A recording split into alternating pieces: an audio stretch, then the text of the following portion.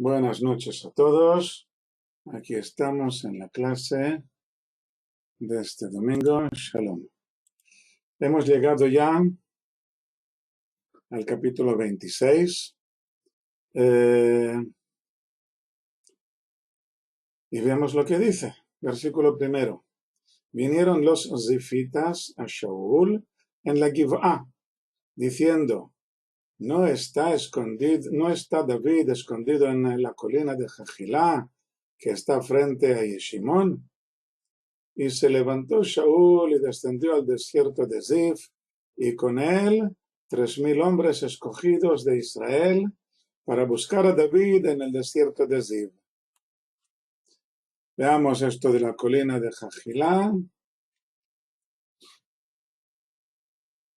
Aquí está de nuevo Shaul persiguiendo a David en el mismo lugar en que ya lo vimos 3 capítulos antes, en el capítulo 23.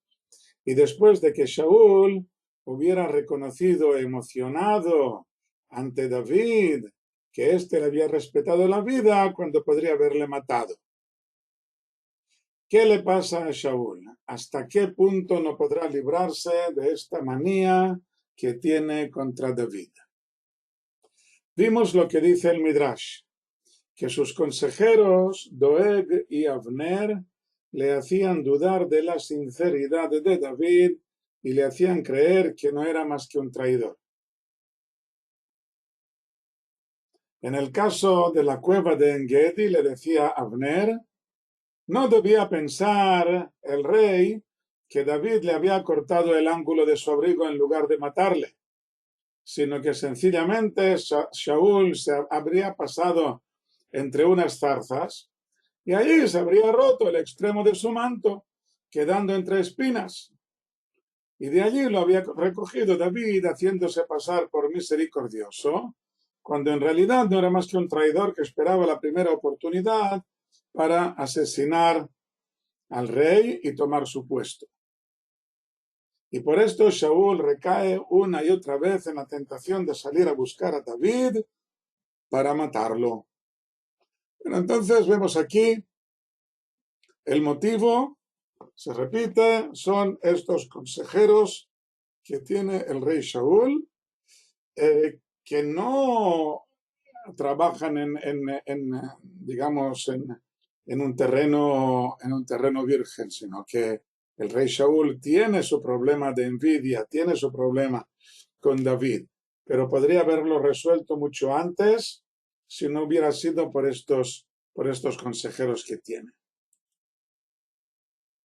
Versículo tercero, y acampó Shaul en la colina de Jajilá, que está frente a Yeshimón junto al camino, y David estaba en el desierto, y vio que Shaul venía tras él al desierto, y envió unos espías, y supo que venía Shaul sobre seguro.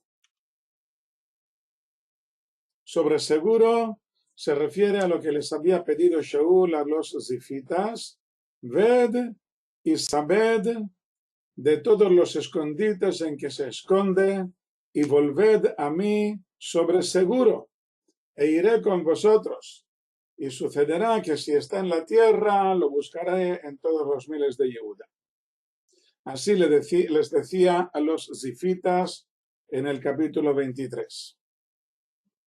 Pero han pasado cosas, se han reconciliado, ¿no? Tal vez Shaul se haya olvidado, o tal vez había apartado a David de sus pensamientos. Pero cuando vienen los zifitas y vuelven a decirle que han visto a David en su zona, en Shaul vuelve a despertarse el rencor. No creo posible que los zifitas no hubieran sabido nada del encuentro de Shaul con David junto al manantial de En-Gedi y de las palabras que se habían cruzado entre ellos. No es lógico que no se hubieran enterado de todo esto. Si Shaul reconoce que David no es su enemigo, ¿por qué siguen refiriéndose a David como un traidor? La respuesta es que son de la misma tribu que David. Tal vez intenten quitarse sospechas de encima, como ya vimos en otras ocasiones, para que no digan que ellos ayudan a un traidor. Y por lo tanto siguen comunicando a Shaul la ubicación exacta de David, sin darse cuenta de que con ello están encendiendo de nuevo el rencor de Shaul. Versículo 5. Y se levantó David y vino al lugar en donde habían acampado Shaul, y vio David el lugar donde estaban acostados Shaul y Abner ben Ner, el comandante de su ejército, y Shaul dormía en el círculo, y el pueblo acampaban alrededor de él. Y contestó David y dijo a Ahimelech el Gitita y a Abishai ben Zeruya, hermano de Joab: ¿quién descenderá conmigo a Shaul en el campamento? ¿Quién viene conmigo a Shaul al campamento? Así les pregunta a Ahimelech el Gitita y a Abishai ben Zeruya, que es hermano de Joab. Y dijo a Abishai: yo descenderé contigo. Y vino David y Abishai al pueblo de noche, y aquí Shaul estaba acostado, durmiendo en el círculo, y su lanza clavada en tierra a su cabecera, y Abner y la gente estaban acostados a su alrededor. Bien, ¿qué ocurre aquí? Ha llegado Shaul con su campamento. David les tiene ventaja. La ventaja es que él se ha dado cuenta de que Shaul ha llegado con el campamento, y él tiene un lugar, un escondite desde el cual puede ver el campamento durante la noche sin que la gente del campamento le vea a él. Y en el versículo 6, David pide a uno de sus compañeros, a uno de sus héroes que le acompañan, a Ahimelech el Gitita. No tenemos más referencias sobre él más que en este único lugar, a Ahimelech el Gitita, y a Abishai ben Zeruya. Este sí que lo conocemos, hablaremos más de él, sobre él a continuación. Y les dice: ¿quién descenderá conmigo a Shaul en el campamento? Es algo muy arriesgado meterse dentro del campamento, pero vale la pena porque van a conseguir aquí una victoria insuperable. Así se imagina Abishai, que es el primero que contesta y dice: yo descenderé contigo. Y está convencido Abishai de que va a matar a Shaul.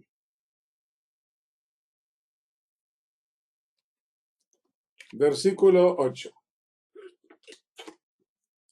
Y dijo Abishai a David: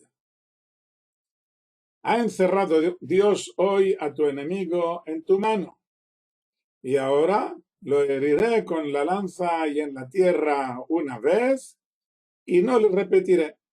O sea, me bastará con un solo golpe, lo dejo clavado en el suelo, y así se termina el problema. Conozcamos a los sobrinos de David: Joab y Abishai, hijos de Zeruya, la hermana de David. No oyes nada. Sara, ¿qué ha ocurrido? ¿Los demás pueden oírme?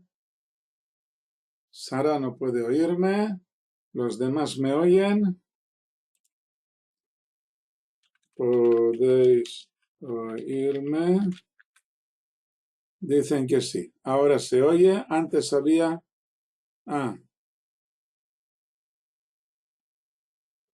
Sara, parece que Sara es la única que no me oye bien.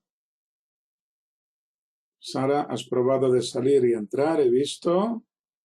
No se ha solucionado el problema. Ahora me oyes bien. Tal vez fuera en el momento que movía la página.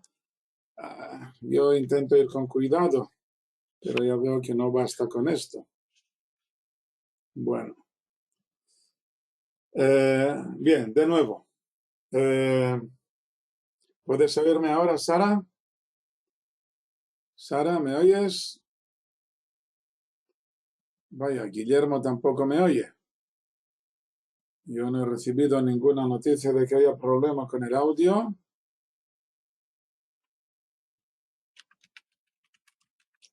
Parece problema particular de estas dos personas. Se oye bien. Vale, entonces parece problema particular de estas dos personas. No sé cómo solucionar el problema. Si alguien puede darles instrucciones para intentar arreglar el problema y nosotros continuamos. Conozcamos a los sobrinos de David, Joab y Abishai, hijos de Tzruya, la hermana de David. Seguramente eran de la edad de David o incluso mayores que él, puesto que David es el más joven de la familia. Son muy valientes, muy buenos guerreros, sin duda. David los aprecia mucho. Estos dos personajes tendrán mucha influencia sobre David, teniendo en cuenta que Joab fue el comandante de su ejército ya desde el principio. Ha nacido en una familia poderosa, descendientes directos de los presidentes de la tribu de Judá. Han crecido como aspirantes a cargos muy elevados dentro del pueblo, tal vez los más elevados.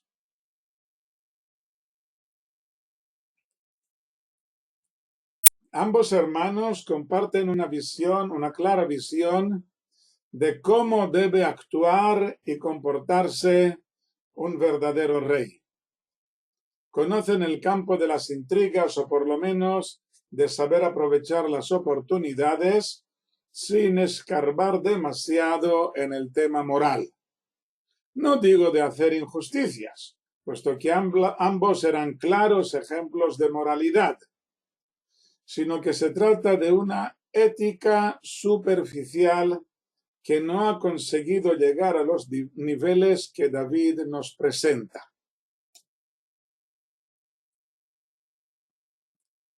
Según Abishai, Shaul es un enemigo a quien hay que eliminar en cuanto se presente la ocasión.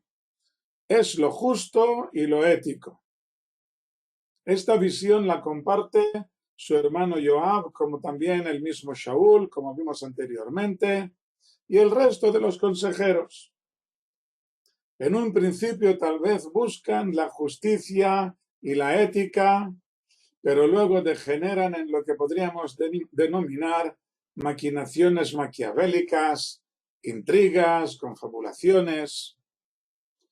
Todos ellos entienden erróneamente que David se ha lanzado a una aventura muy peligrosa, casi imposible, en la que tiene que usar todos los medios que estén a su alcance para llegar a la meta si no quiere perecer en el intento.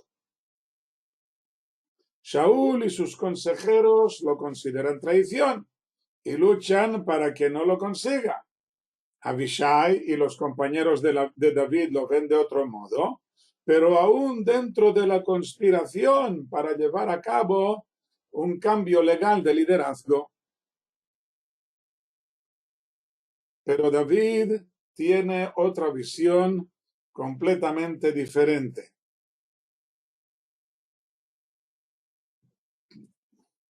Está en primer lugar la mano divina, que lo dirige todo, que nos presenta retos que nosotros debemos superar.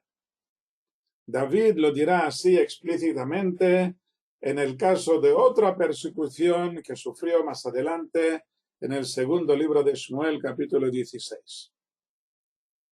Ha sido el Creador quien ha dispuesto que Shaul siga siendo el rey. Aunque David ya haya sido ungido por Shmuel, David está a prueba para que pueda demostrar a sus conciudadanos y a las futuras generaciones, a nosotros, que era digno del cargo que el Creador le imponía. En segundo lugar, David tiene en cuenta que Shaul sigue siendo de jure y de facto el rey. No puedes dañar la institución monárquica si quieres ser el próximo rey. Si tú puedes matar al rey anterior por el motivo que sea, aprenderán tus enemigos a matarte a ti. Si unimos estos dos puntos, llegamos a la clara conclusión de que Shaul, por ser el ungido del Señor, debe ser respetado y de ningún modo podrá considerarse como un enemigo. El punto de vista de David aparecerá varias veces en los Salmos cuando tenga que resolver otros problemas. Su legado forma parte de la base más genuina del judaísmo en todas las épocas, desde Abraham. Pero ahora David le está añadiendo un nuevo piso al edificio. Los dos sobrinos, Joab y Abishai, seguirán sin entender a David y dándole unos consejos que él no podrá seguir o que incluso le harán enfadar.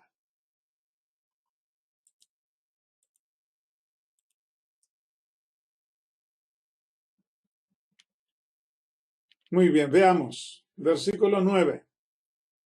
Y dijo David a Abishai, no lo destruyas, pues ¿quién extiende su mano contra el ungido del Señor y queda limpio?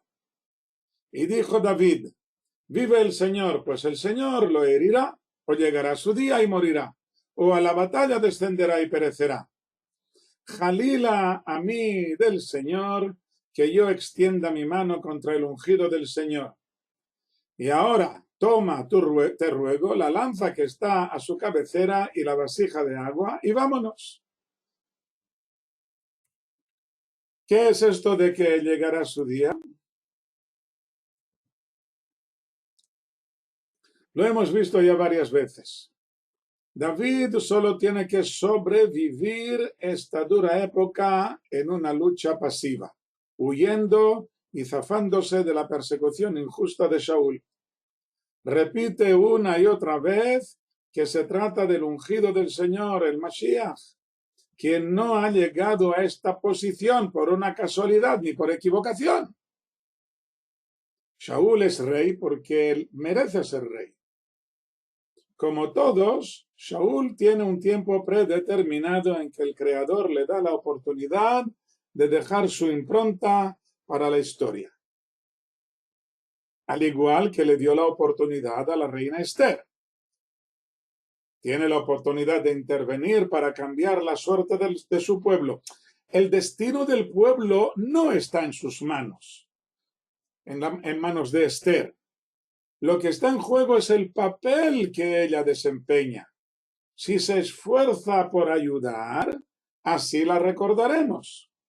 En caso de que se hubiera acobardado, su imagen sería muy diferente en la conciencia nacional judía. Shaul es un gran personaje, sin duda. Tiene virtudes importantes, como ya vimos. Comienza la larga época de la monarquía. Lucha valientemente contra los filisteos, pero no deja una huella inconfundible que podamos decir, esto aprendimos de Shaul, esto es lo que aportó al judaísmo, a la humanidad o a lo que sea. Para esto tiene un tiempo muy limitado, los años de vida que el Creador le ha concedido. En el caso de Shaul ya le queda muy poquito tiempo de vida, unos pocos meses de vida, aunque claro, él no lo sabe.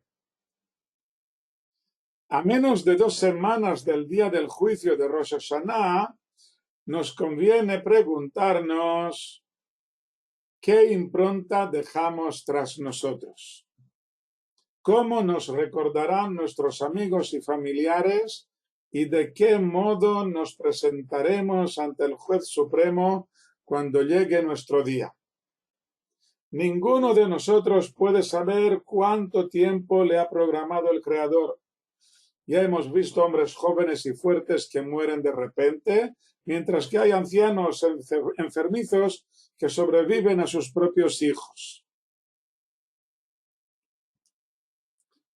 Por esto dice Maimónides, citando el Talmud, que le conviene a cada uno arrepentirse de sus pecados y faltas un día antes de su muerte. Y al no saber cuándo será, pues conviene que lo hagamos cada día, por si acaso. Y más aún al tener el día del juicio de Rosh Hashanah a la vuelta de la esquina dentro de 2 semanas. Y la necesidad de hacer una revisión de nuestro saldo, de las metas que nos hemos propuesto a corto y largo plazo. Hay muchas cosas que podemos hacer. Siempre hay alguien, muchos más de los que nos imaginamos, que necesita un poco de ayuda, que necesita desesperadamente una sonrisa nuestra. Tenemos sueños que debemos realizar, que son el motivo de nuestra existencia. Y esto es lo que se dice aquí, llegará su día, a todos nosotros nos llegará también nuestro día, conviene estar preparados continuamente, no sabemos cuándo es este día. Versículo 12. Y tomó David la lanza y la vasija de agua de junto a la cabecera de Shaul, y se fueron. Y nadie ve, y nadie sabe, y nadie despierta, pues todos dormían, pues un sopor del Señor había caído sobre ellos.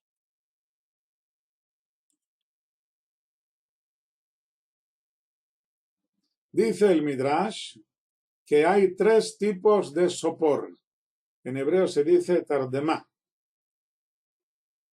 En primer lugar está el sopor del sueño, como ocurrió a Adán. Significa esto, estamos analizando, el Midrash está analizando los lugares en que aparece esta palabra tardemá. No son muchos. En primer lugar, el sopor del sueño, como ocurrió a Adán. Hizo caer el Señor Dios un sopor sobre Adán y durmió. Capítulo 2 del libro de Breshit, el Génesis. En segundo lugar está el sopor de la profecía, como el que tuvo Abraham. El sol vino sobre la tierra, o sea, se puso el sol, y un sopor cayó sobre Abraham. Esto también en el libro del Génesis, Breshit, capítulo 15. En tercer lugar está el sopor de marmota, como el que dice, nadie ve, y nadie sabe, y nadie despierta, pues todos dormían, pues un sopor del Señor había caído sobre ellos. Nuestro versículo. Los sabios añaden un cuarto sopor, el sopor de los idiotas, porque ha vertido sobre vosotros el Señor un espíritu de sopor y ha cerrado vuestros ojos. El sueño de la escalera de Jacob no aparece la palabra tardemá en hebreo. Estamos analizando, el Midrash está analizando los lugares en que aparece la palabra tardemá, sopor. Puede que fuera parecido a un sopor y tal vez, como vamos a ver aquí a continuación, efectivamente sea un sopor, pero no lo dice. Vamos a analizar estos 4 lugares. El cuarto hemos visto que es el sopor de los idiotas. En todos los casos se trata de un sopor en que el Creador hace caer sobre el hombre. Y en todos los casos es en respuesta a la actuación del hombre, según lo que cada uno se merece. En el caso de Adán, el sopor viene después de la descripción de la búsqueda de una pareja ideal para él. Y este sopor está destinado a cubrir sus ojos para que no vea el proceso del milagro de la aparición de su pareja, para que pueda en su vida matrimonial redescubrir por sí mismo el secreto de la unión matrimonial tan diferente a la unión de los animales. Para esto necesitas un sopor. En el caso de Abraham, el sopor le ayuda a librarse de su corporeidad que le impide recibir la profecía, porque no ha conseguido limpiar su cuerpo como hizo Moshe, para poder recibir la profecía sin anular la influencia del cuerpo. Esto es el caso de todos los profetas menos Moshe. Todos los profetas no han llegado al grado de Moshe en que puedan recibir la profecía sin anular la influencia del cuerpo. Por lo tanto, no han refinado el cuerpo de tal modo que no moleste a la profecía. El único que lo ha conseguido hasta el momento es Moshe.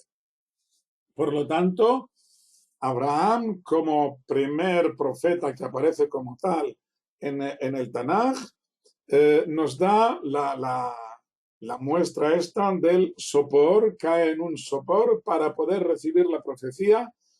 En nuestros sabios les dan diferentes nombres a este sopor, lo llaman un cristal opaco, no transparente, mientras que Moshe podía ver en la profecía a través de un cristal, de una ventana transparente. El resto de los profetas veían la profecía a través de una ventana, de un cristal opaco. Les permite ver algo, pero no pueden ver todos los detalles, no lo ven limpio. Hay algo que molesta. Lo que molesta es su propia corporeidad, la influencia del cuerpo, que a pesar de caer en el sopor, sigue molestando a la hora de recibir la profecía.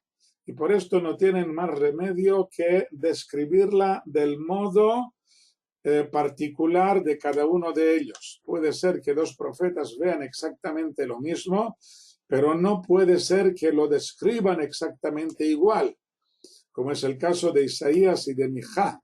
Isaías y Mijá ven la misma profecía exactamente, pero la describen de un modo un poco diferente, porque su corporeidad influye, interviene, molesta. Y ellos, todos los profetas, necesitan este sopor para poder recibir la profecía, porque sin este sopor, pues ni siquiera lo poco que recibieron, ni siquiera esto podrían recibir. Lo poco en comparación a Moshe. Bueno, estos dos primeros casos son los más importantes, pues están en la Torá. En nuestro caso, el sopor tercero, en nuestro caso se trata del sopor de la marmota o marmita en hebreo, para que David pueda demostrar su inocencia. La marmota es un roedor que sufre hibernación, siendo la hibernación o sueño de invierno uno de los grandes enigmas del mundo animal. Es algo más que un profundo sueño. El animal baja sus pulsaciones y su respiración y la digestión prácticamente se detiene. Aquí también los soldados de Shaul dejan de actuar como tales, como si sus corazones dejaran de palpitar y sus pulmones dejaran de respirar, para que David pueda obrar sin molestias. Por último, sí, algo así como una catalepsia. Por último, tenemos el sopor de los estúpidos. Esto lo dice, como hemos visto, el libro de Mishle, el libro de los Proverbios. El sopor de los estúpidos que no quieren saber, que prefieren enterrar su cabeza bajo la tierra como los avestruces y que no se dan cuenta de que están a punto de caer en un pozo del que ya no podrán salir. Perdón, este cuarto ejemplo no es de Proverbios, sino de Yeshaya, el profeta Yeshaya, que está hablando del castigo que está a punto de caer sobre los ciudadanos del primer templo, a punto de llegar la destrucción del primer templo,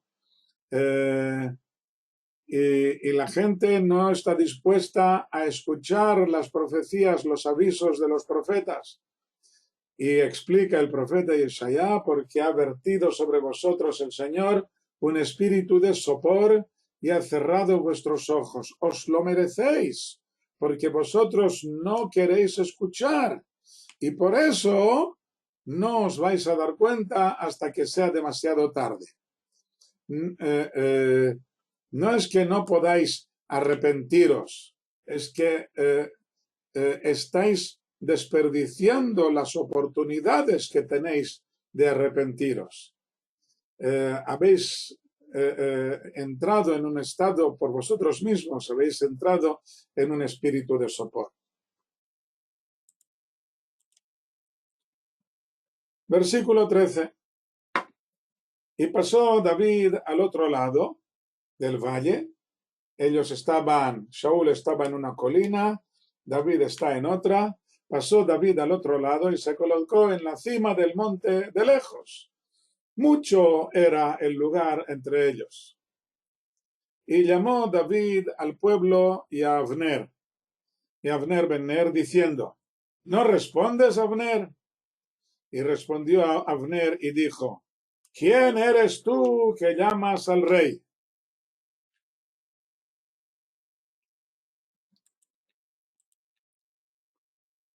Llamó David al pueblo y a Abner ben Ner. No llama al rey Shaul, no vale la pena. Shaul parece una marioneta en mano de sus consejeros, como si hubiera perdido su capacidad de raciocinio. Cuando David habla con él, se convence de su inocencia, pero cuando se reúne de nuevo con sus consejeros, son ellos quienes le convencen de la culpabilidad de David. Por lo tanto, es mejor hablar directamente con ellos, con los consejeros, de modo que Shaul le oiga, pero sin hablar con él. Y esta vez elige la táctica del ataque. A ellos, a los consejeros, les puede atacar verbalmente sin miedo a faltarle al respeto al rey. Les va a acusar de falta de seriedad en su trabajo. Son unos traidores, reos de muerte. Hay un versículo muy contundente.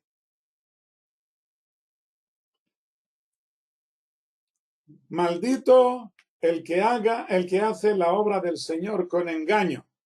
Maldito el que retrae su espada de la sangre. Así dice el profeta Jeremías, en capítulo 48.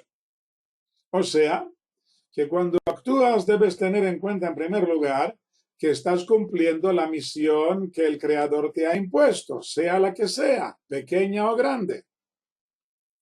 Y no puedes hacerlo a medias, con engaños, con excusas. Tienes que dedicarte a ella en cuerpo y alma.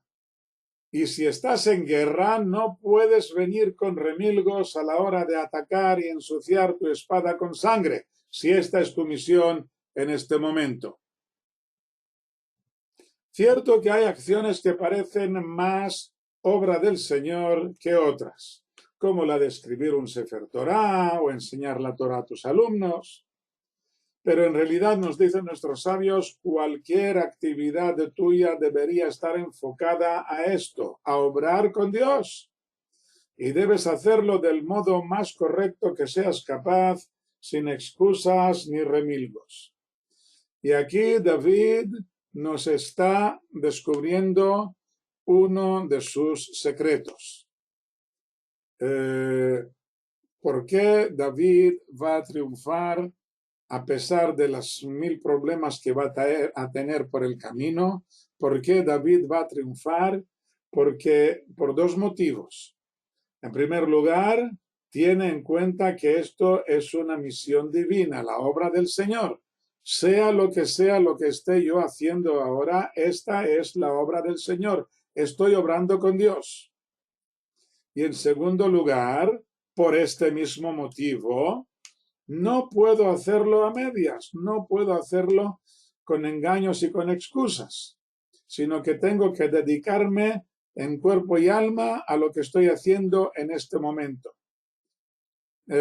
Hay un versículo en el libro de Proverbios, capítulo 3, que dice exactamente esto, que dice que en el lugar, en el momento en que tú estás ahora, en el trabajo que estés haciendo tú ahora, aquí vas a encontrar al Creador. Tanto si es en un momento de estudio como si es en un momento que estás en tu trabajo, aunque sea un trabajo burocrático. Hay que hacerlo, lo que estés haciendo, tienes que hacerlo lo mejor posible, lo mejor que tú seas capaz.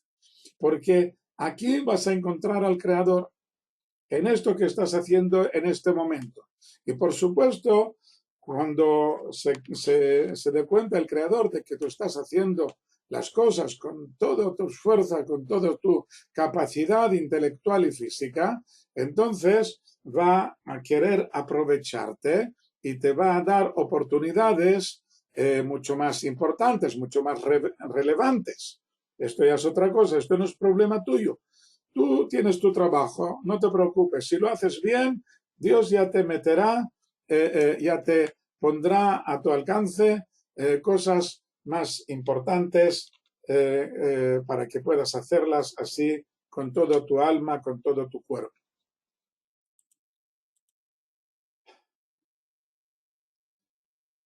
Volvamos a nuestro texto. Y dijo David a Abner: ¿no eres un hombre tú? ¿Y quién es como tú en Israel? ¿Y por qué no has guardado a tu señor el rey? Pues viene uno del pueblo para matar al rey, tu señor. No es bueno esto que has hecho, vive el Señor, pues reos de muerte sois, que no guardasteis a vuestro señor el ungido del Señor. Y ahora, mira, ¿dónde está la lanza del rey y la vasija de agua que estaba en su cabecera? Todo esto le dice David a Abner. Y le dice: ¿quién es como tú en Israel? No le está adulando en vano. Abner es uno de los mejores personajes de nuestra historia, por lo menos en su generación. Ya hemos visto que es primo de Shaul, puesto que su padre Ner y Kish, el padre de Shaul, eran hermanos. Pero no lo ha elegido por esto, sino por su capacidad como soldado, valiente y aguerrido, inteligente y leal al rey. Su buena reputación ya era conocida por David desde el tiempo no muy lejano en que David aparece en el palacio del rey desde la batalla contra Goliat. David le aprecia de verdad y lo va a demostrar más tarde, en otra ocasión, le va a dedicar varios versos de alabanza. Y por esto no puede aceptar lo que ha ocurrido. ¿Cómo es posible que Abner haya quedado dormido durante la guardia? ¿Cómo es posible que haya caído en este sopor junto con el resto de los soldados? David está dispuesto a aceptar que los soldados están muy cansados después de una jornada en el desierto con poca agua y un sol de justicia sobre sus cabezas. Pero no está dispuesto a perdonárselo a Abner, precisamente por su propia valía. merece la pena de muerte por haber abandonado la guardia de su señor.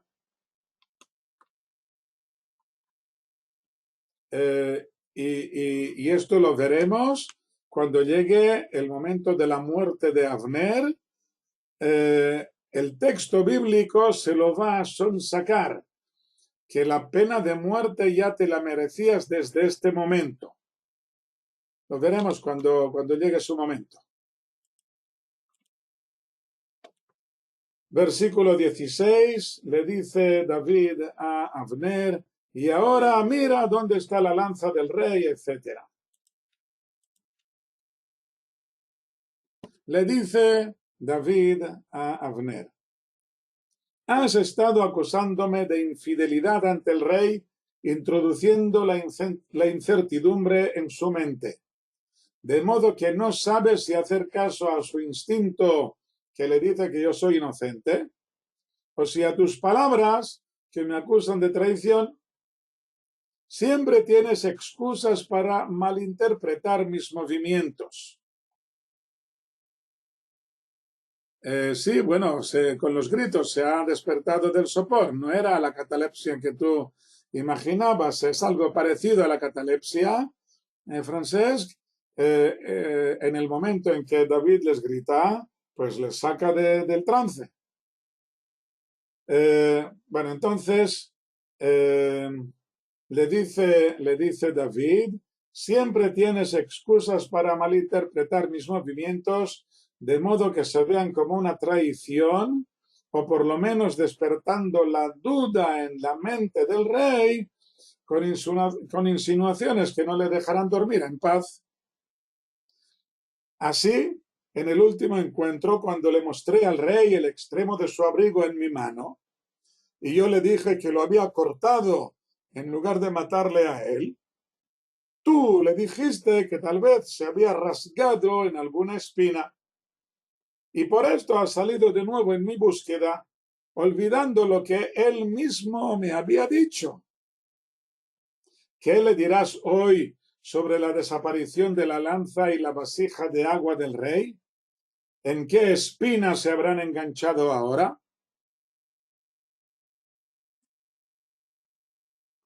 ¿No se demuestra claramente ahora que he tenido la oportunidad de asesinar al rey mientras sus guardianes dormían plácidamente?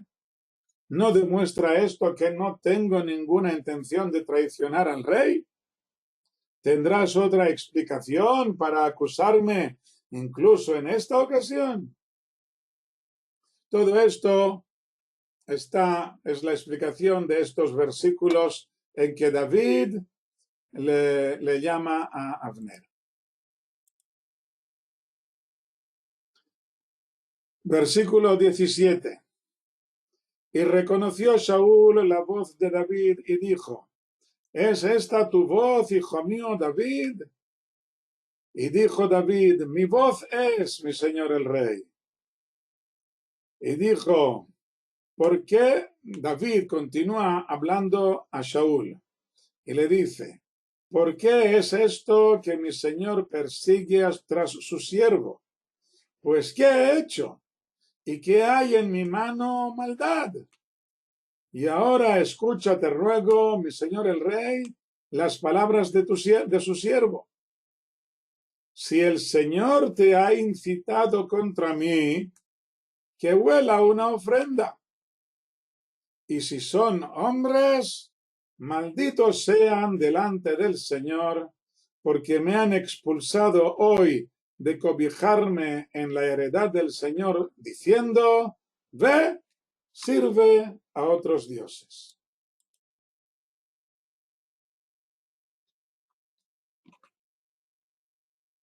Puede ser, dice David, que yo me haya portado mal ante el Creador y que por esto me merezco este castigo. O que tal vez sea tan solo una prueba que me está poniendo para ver cómo la supero. Si es así, le ofreceré ofrendas para que huela su aroma, el aroma de mi arrepentimiento o de mi acato a su voluntad, y no tengo ninguna queja hacia él. No hay problema. Pero si son los hombres quienes distorsionan la realidad y muestran siempre el aspecto más negativo de mis acciones, de modo que yo parezca culpable de algo que no he hecho, entonces estos hombres son malvados. Malditos sean, porque por su culpa me veo yo privado de ir al tabernáculo, a la presencia del Creador, que es lo que más me interesa en este mundo. Por su culpa me veo obligado a salir de la heredad del Señor, que es la Tierra Santa. Ya que todo quien vive fuera de la tierra de Israel es como si no tuviera Dios o como si adorase a otros dioses. Mientras que todo quien vive en la tierra de Israel es como si tuviera Dios. Así dice el Talmud en el Tratado de Ktubot, casi al final. Es como si tuviera Dios o como si no tuviera Dios. Aunque te portes muy bien, si estás fuera de la tierra de Israel, es como si no tuvieras Dios o como si adorases a otros dioses. Mientras que quien vive en la tierra de Israel, por idólatra que sea, es como si tuviera Dios. Lo explicamos. El motivo de esto nos explican nuestros sabios, y lo trae Nachmanides en el libro de Vaikra, en su explicación al libro de Vaikra, capítulo 18. La explicación, el motivo es que no todas las naciones del mundo están bajo la influencia de la naturaleza. Los astros y las fuerzas de la naturaleza son intermediarios entre el Creador y las naciones. Estas fuerzas se denominan Elohim en hebreo, así en minúscula, normalmente traducido por dioses. Y por encima de ellos está el Dios de dioses, Elohei ha-Elohim, el único que tiene verdadero poder.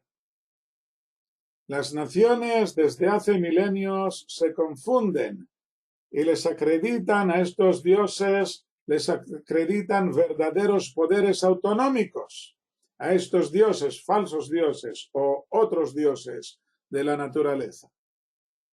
Y por esto quienes viven en territorio de las naciones quedan automáticamente bajo la influencia de estos intermediarios y parece como si adoraran a otros dioses, aunque esto por supuesto no les borra sus buenas acciones.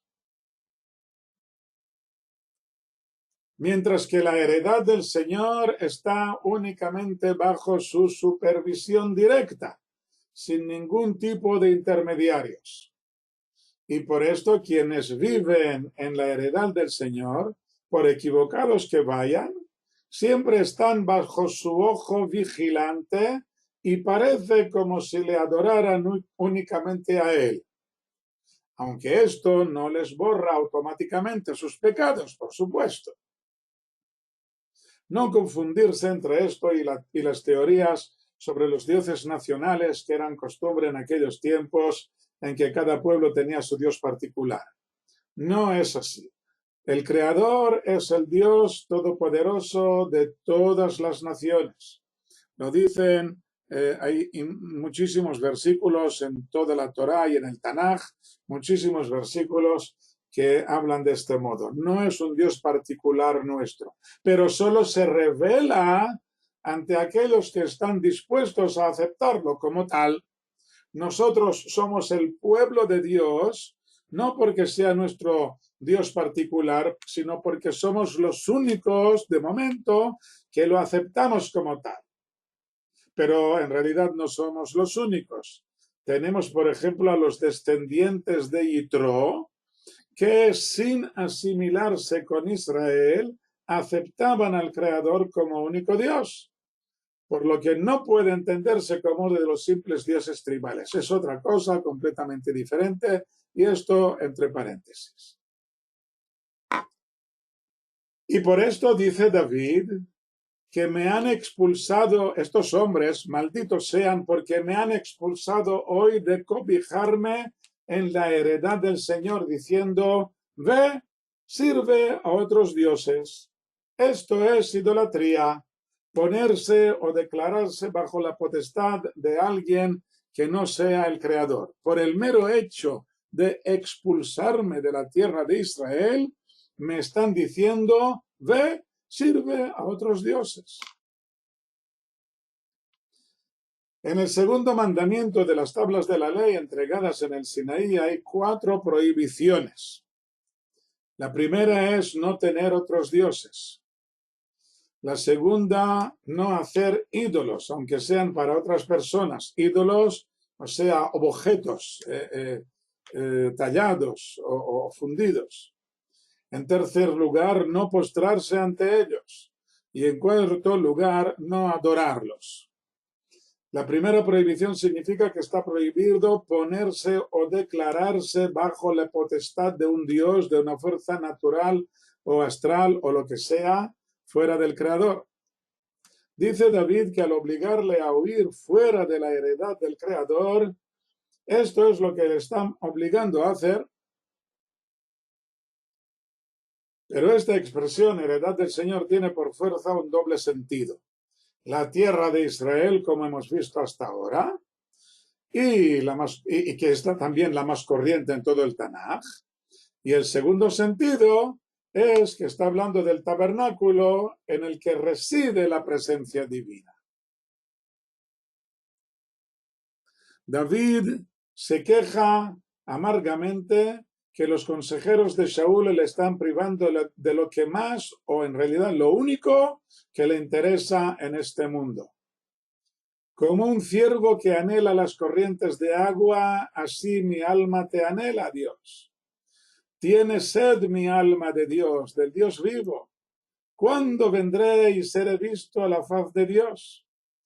Has sido mi lágrima, mi pan, día y noche, al decirme todo el día, ¿dónde está tu Dios? En este salmo David dice que la gente se burla de él.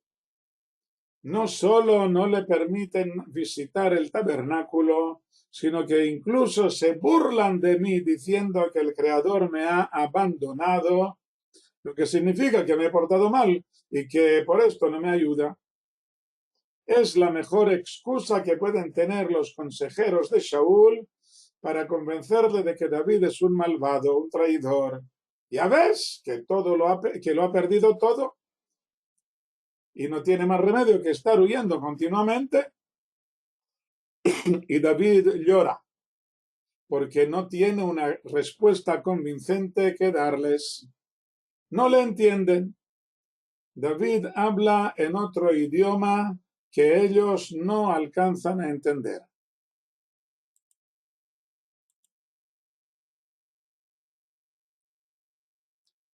Versículo 20. Y ahora, no caiga mi sangre a tierra de ante la presencia del Señor, pues ha salido el rey de Israel a buscar una pulga, como persigue una perdiz en los montes.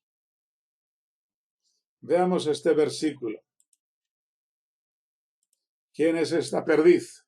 Se trata de la Amoperdix eyi, o la perdiz desértica, mencionada aquí y en el libro de Jeremías, capítulo 17. Es una ave sedentaria que vive en zonas desérticas, a menudo con terrenos abruptos. Se alimenta principalmente de semillas e insectos. Cuando se la molesta, prefiere correr en lugar de volar, aunque volará a ciertas distancias si es necesario. Y cuando corre, abre las alas como si intentara despegar sin conseguirlo, como si estuviera persiguiendo a un enemigo invisible, lo que puede resultar algo ridículo. A esto se refiere David cuando habla de Shaul. No dice cómo se persigue a una perdiz, sino que dice como una perdiz persigue a nadie. David le está diciendo a Shaul que está haciendo el ridículo con esta persecución. Un ridículo que quedará grabado en la historia de Israel. ¿Cómo es posible que el rey de Israel pierda la cabeza persiguiendo a alguien como David? El rey cree tener sus buenos motivos apoyados por los consejos de quienes le rodean, pero en realidad provienen de la envidia tanto de Shaul como de quienes le aconsejan, convertida en odio. Cuando conocemos la psicología de la mente humana, podemos llegar a reconocer los verdaderos motivos de nuestras actuaciones y descubrir cuándo nos vemos cegados por las apariencias. Pero esto hay que practicarlo sobre nosotros mismos y no sobre el prójimo, porque al prójimo no lo conocemos. En cambio, a nosotros mismos sí que deberíamos conocernos. El juicio del prójimo ya lo hará el prójimo o se lo hará el creador. El juicio de nosotros mismos recae sobre nosotros mismos o cuando nosotros nos descuidamos, pues será el creador quien lo haga.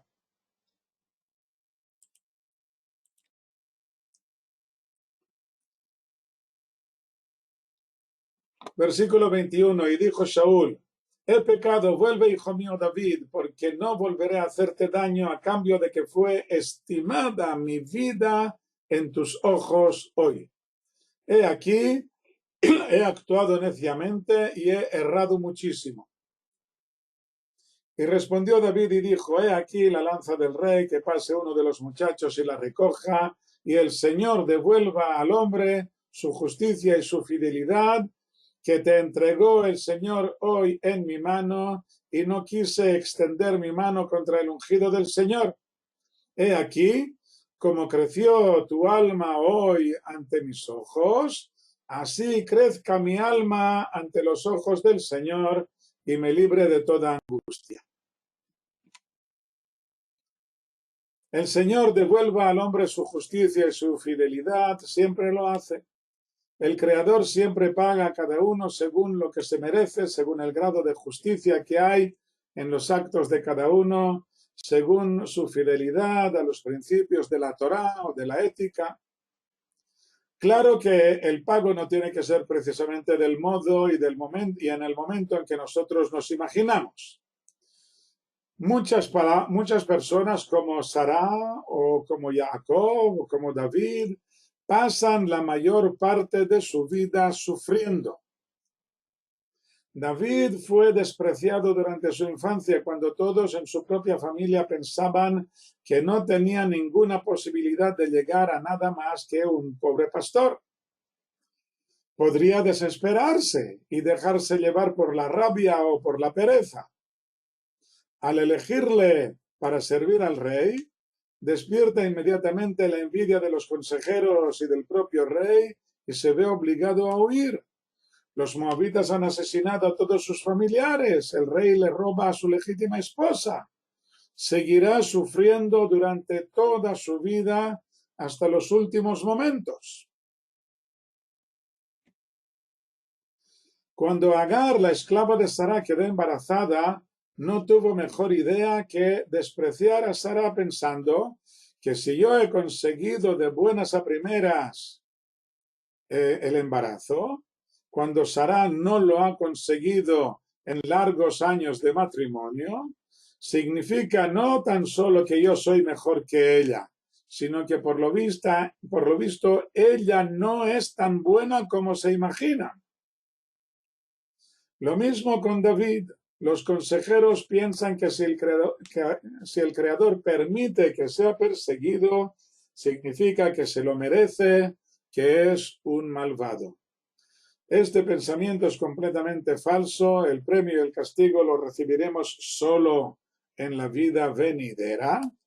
Lo que nos ocurre en esta vida es tan solo lo que necesitamos para alcanzar la meta que el Creador ha dispuesto para cada uno.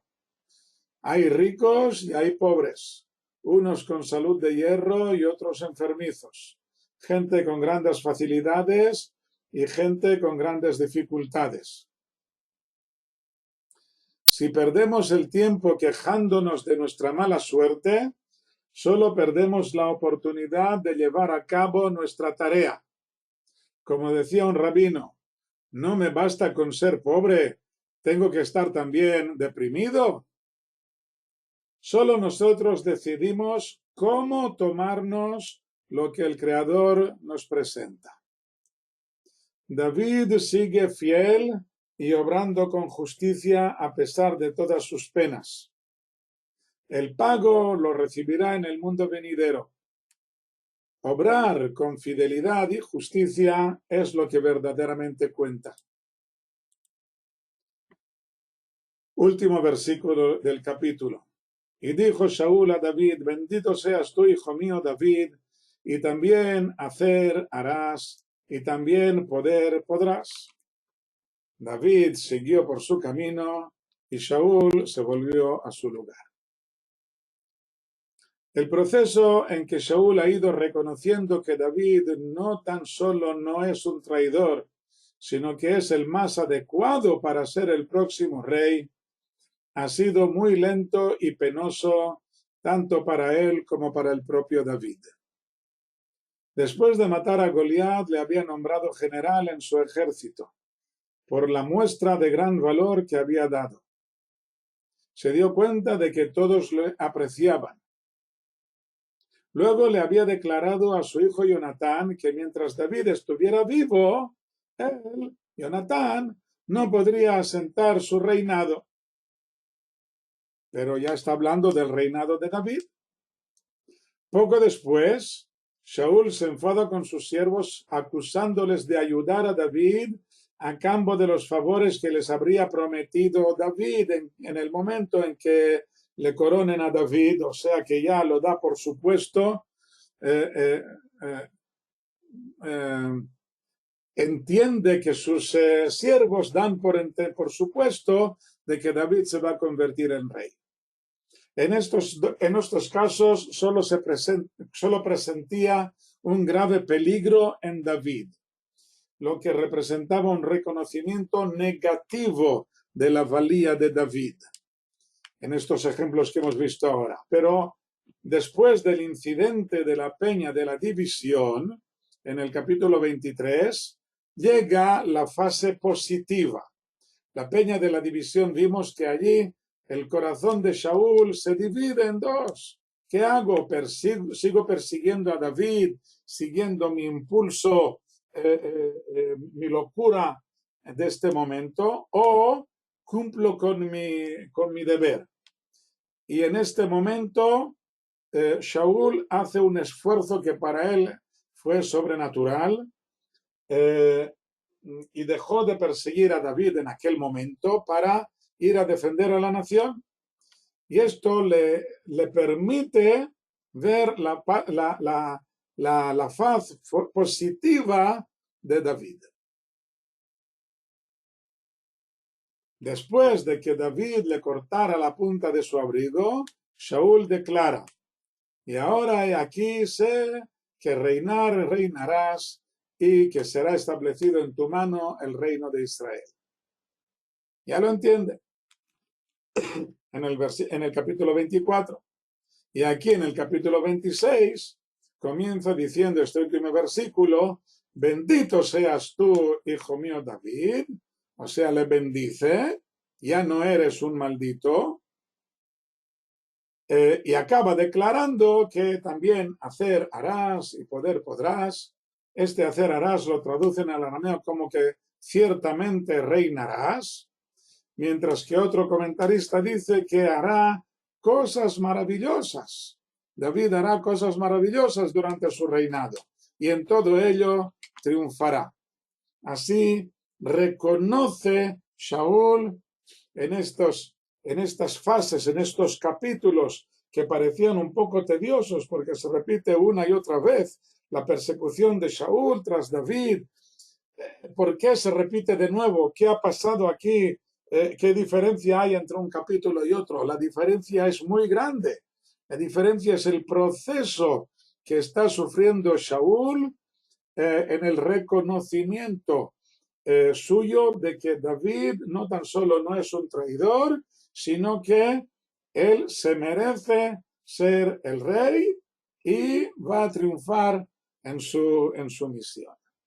Y con esto terminamos este capítulo 26. La semana que viene un capítulo mucho más complicado, pero tendremos que esperar hasta entonces para verlo. Hasta la próxima. Shalom, shalom. Hasta la próxima. Shalom. Muchas gracias.